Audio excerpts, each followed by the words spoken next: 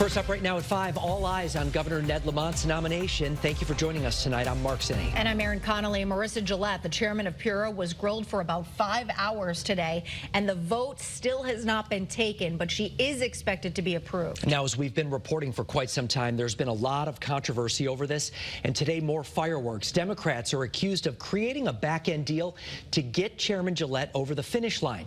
Your chief political reporter, Susan Raff, is live right now at the State Office Complex in Hartford with more on today's hearing. Susan?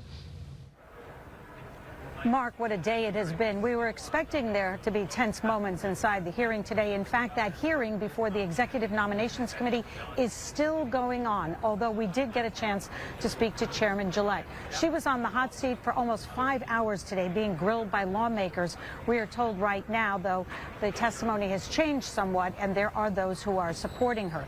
There's a lot at stake here. This is Governor Lamont's nomination, and it's not the end of the road, even though she may and she is expected to get through this process here today.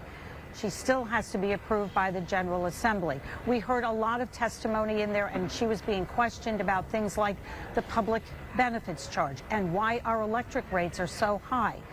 Shortly after she finished testifying, she was asked more questions, and then she came outside, and we were able to ask her about her experience here today and about why she feels some have been fighting so hard to see her not get reappointed. I feel like it has been observed by many parties at this point that what has gone on over the past month, going back 2 years, has certainly been unprecedented, and I think the rest of the country is watching. Speaking for myself, I am going to continue focusing on the work in front of us. The ratepayers have asked me to do a job, and I intend to do it.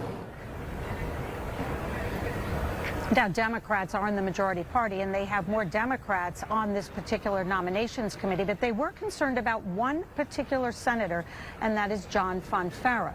Now, Fonfara, as of yesterday, was on the fence. He told me that he was. However, we are told now that he is expected to vote for this. The result of this is that Republicans say that there was a back deal made last night sometime to get Fonfara on board by promising him what he has wanted, and that is to be a PURA commissioner. In order to do that, however, PURA would have to be made quasi-public. Now, coming up on Eyewitness News at 6, we will have reaction to that, making PURA quasi-public, which means it would be taken out of deep and perhaps more independent. So we'll have much more reaction on that. Plus, where does Chairman Gillette go from here? This is really just the first hurdle. Your chief political reporter, Susan Raff, Channel 3 Eyewitness News, live in Hartford tonight. A lot happening there for sure, and it's certainly